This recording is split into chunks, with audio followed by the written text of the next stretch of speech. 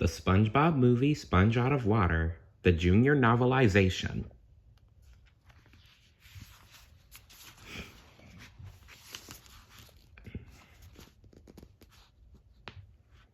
Chapter 14. SpongeBob, you're a genius! Plankton cried, clapping him on the back. I am? SpongeBob asked, puzzled. If we build a time machine, Plankton explained enthusiastically, we can go back to before the formula disappeared, before society broke down, before we became the hunted. SpongeBob looked doubtful. That sounds great, Plankton, he said. But how do we build a time machine? Plankton paced back and forth, thinking. Well, he said slowly, first we'll need a computer powerful enough to calculate the intricacies of time travel. Where would we get one of those? SpongeBob asked. I just happen to be married to one, Plankton answered with a smile.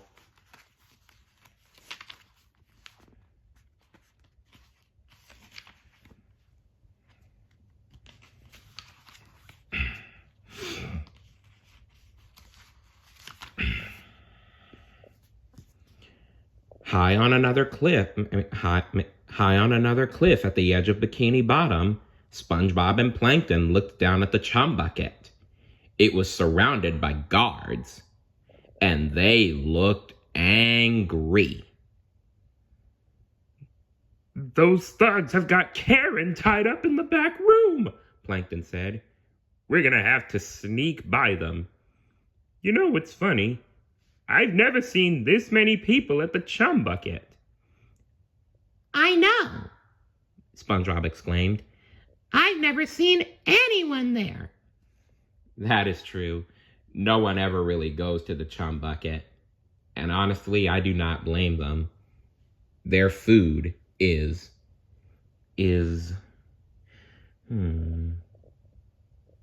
Oh, I have it now.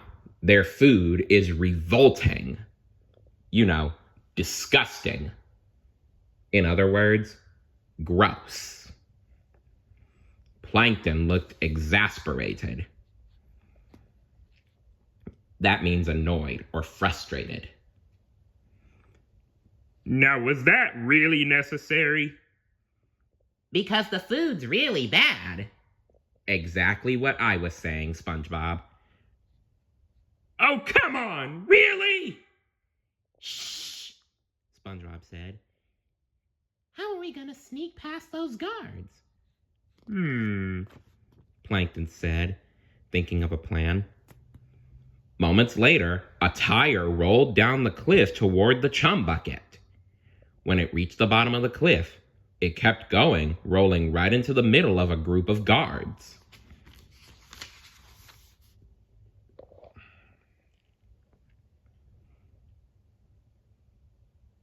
Well, what do we have here? Asked one guard. The guards pulled out some wooden sticks and metal rods and started beating the tire. Behind them, SpongeBob and Plankton sneaked over to the chum bucket, hidden in a stack of tires. We better hurry, SpongeBob whispered. Those guys really hate tires. I am not sure they hate tires, SpongeBob. Plankton tried to open a small door, but it was locked. We'll never get in, he cried. The door's locked. A team doesn't give up that easily, SpongeBob reassured him. Let me take a closer look. SpongeBob climbed out of the stack of tires and examined the side of the chum bucket more carefully. When he looked up, he saw an open window. There, he said. The window's open. Come on, Plankton. Time for some real teamwork. Give me a boost. Okay, Plankton said uncertainly. Then he saw SpongeBob's shiny black shoe coming down on him. Wait a minute! No!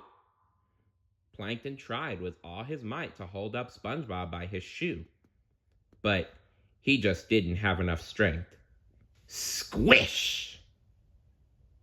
Not realizing what happened, SpongeBob was still straining to reach the open window. Just a little higher, Plankton, he said. Then he realized Plankton wasn't answering him. Plankton? When SpongeBob lifted his shoe and looked at its sole, he saw Plankton flattened across it. Why don't you boost me up instead? Plankton suggested sensibly. Oh, yeah, SpongeBob said. good thinking. SpongeBob lifted his shoe up to the open window and scraped Plankton off. Groaning, Plankton landed on the windowsill. Then he jumped through the window into the Chum bucket. As soon as he hit the floor, he ran to the small door and opened it. Come on, SpongeBob, he whispered intensely. Come on! SpongeBob squeezed through the small door into the restaurant. We're in, he said. Then he swung the door closed. Slam! Shh! Plankton hissed. There's a guard over there. Plankton pointed across the room at the guard. It was Patrick, snoring loudly as he slept in a chair by another door. The key's around his neck, Plankton whispered. We can take it from him, but we'll have to be very quiet. Let's walk on the tips of our toes. Plankton raised himself up on the tips of his toes, which SpongeBob had never noticed before, and skittered across the floor. There was a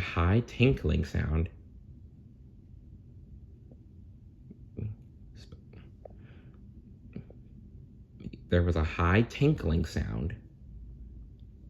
Patrick stirred in his sleep. Plankton froze, but the high tinkling sound continued. He looked back and saw SpongeBob playing a tiny piano. Will you stop playing that tiny piano?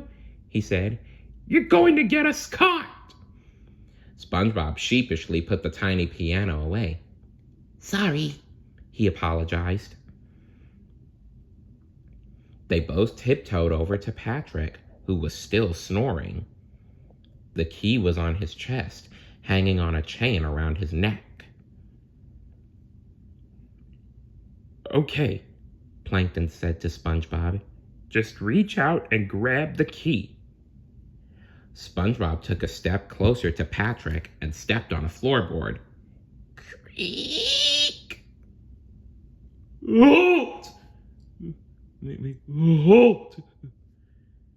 Patrick said sleepily. Who goes there? But then he fell right back to sleep.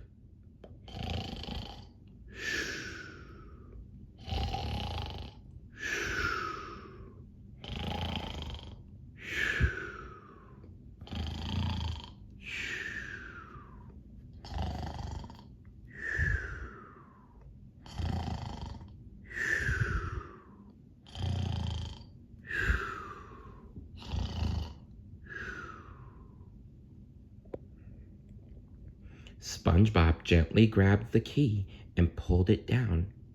Stop! Plankton hissed. Pull it over his head. Oh, SpongeBob said.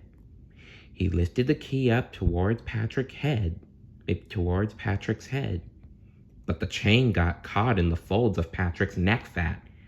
Stop! Stop! Plankton warned. SpongeBob let go of the key. Let me get up there, Plankton continued. I'm smaller. I won't wake him up. Plankton jumped onto Patrick and climbed up to the key. He yanked the chain free, but then the key slid down Patrick's chest, heading straight for his belly button. Plankton leapt onto the key and rode it like a snowboard. Yeah! He screamed as he headed into Patrick's belly button.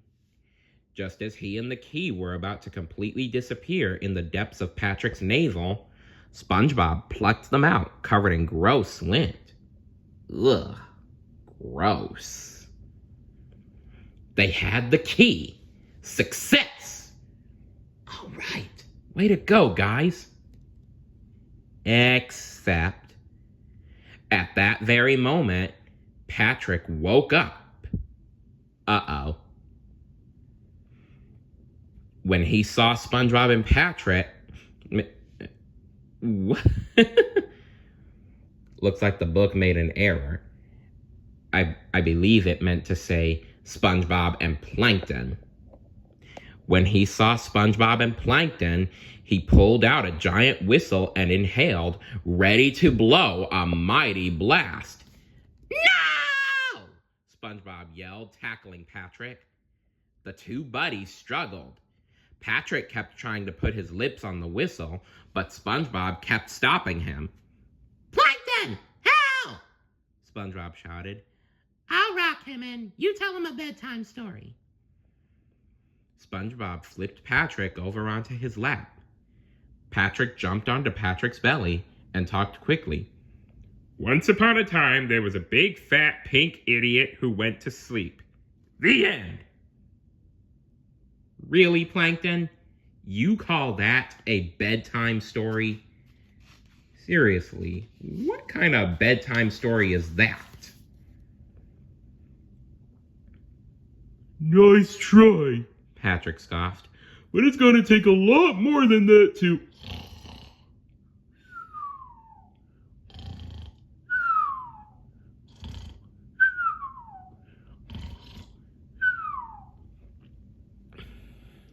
And he fell fast asleep. SpongeBob and Plankton lost no time using the key to open the door. They burst through the door to find... Stay tuned for Chapter 15. See you later. Bye.